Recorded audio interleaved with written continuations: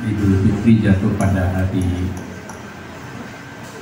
Rabu tanggal 10 April 2024 tanpa dissenting opinion, dan tidak perlu nanti dibawa ke MK.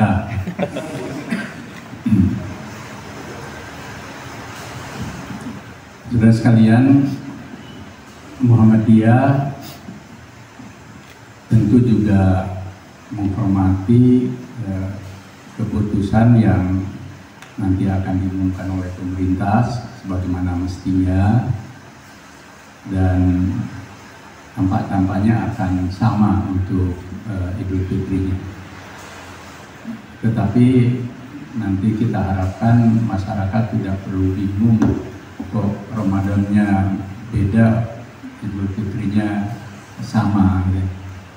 Karena memang masih ada perbedaan dalam hal metode.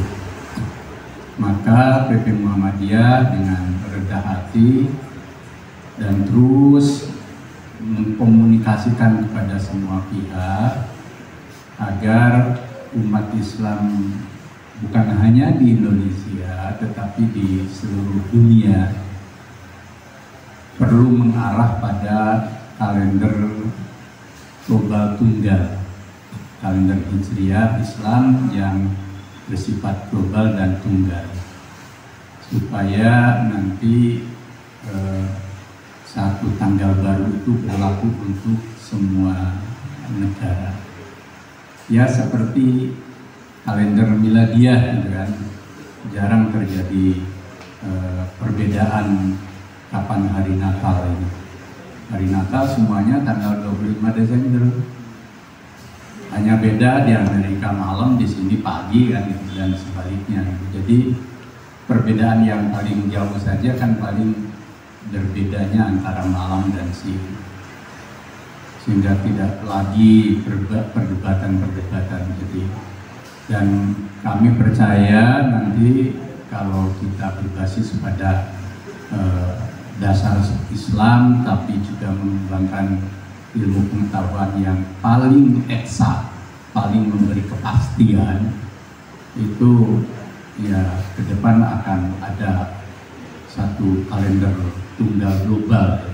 Entah kapan, ya, semuanya memerlukan proses, dan itu merupakan hutang peradaban umat Islam. Selama masih kalender per nasional, masih kalender per negara, itu ya akan terjadi seperti ini. Rekan-rekan wartawan, bagi negara-negara yang dan bangsa yang basicnya agama, ya spiritualitas dan moralitas itu dasar nilainya agama. Yang benar, salah, baik, buruk, pantas, tidak pantas, itu ada patokan kitab suci, ada patokan ajaran agama, ada patokan wahyu ilahi, bukan berdasarkan pada hasil pikiran manusia. Nah, kehidupan manapun memerlukan moralitas, memerlukan spiritualitas, dan kenyataan sering menunjukkan bahwa politik, misalkan, politik itu kan pada titik yang paling praktis atau empirik, itu kan kontestasi, memperebutkan posisi, orang nyebut pemilu, atau cara-cara lain. Di zaman dulu ada kudeta dan sebagainya.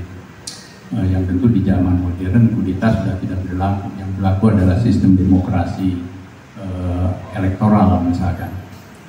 Apapun memerlukan moralitas, memerlukan spiritualitas. Kenapa?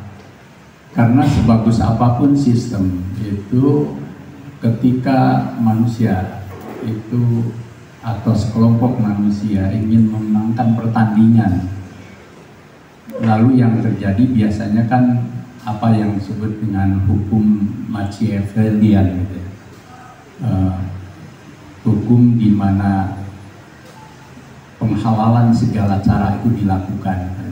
Nah, penghalalan segala cara itu terjadi karena manusia terlalu ambisius ingin meraih kemenangan, yang kemudian akhirnya segala cara digunakan. Nah, pada titik ini hukum tidak bisa menjangkau, karena hukum juga punya celah untuk diakali. Birokrasi sebagus apapun tidak bisa menjangkau, karena sebagus apapun birokrasi selalu ada celah. Sistem politik demokrasi yang selalu menuntut dan meniscayakan check and balances misalnya, itu juga sama. Apalagi ketika check and balancesnya tidak kuat atau rapuh, maka akhirnya orang akan menggunakan cara-cara yang bisa melegalkan apapun untuk meraih kemenangan. Nah, pada titik inilah sebenarnya moral dan spiritualitas akan menjadi penentu.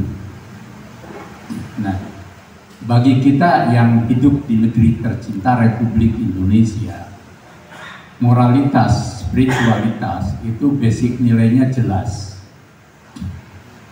Pertama, pada Pancasila sebagai dasar negara, kemanusiaan yang adil dan beradab misalnya, atau bahkan demokrasi kerakyatan yang dipimpin bahkan oleh hikmah kebijaksanaan dan permusyawaratan.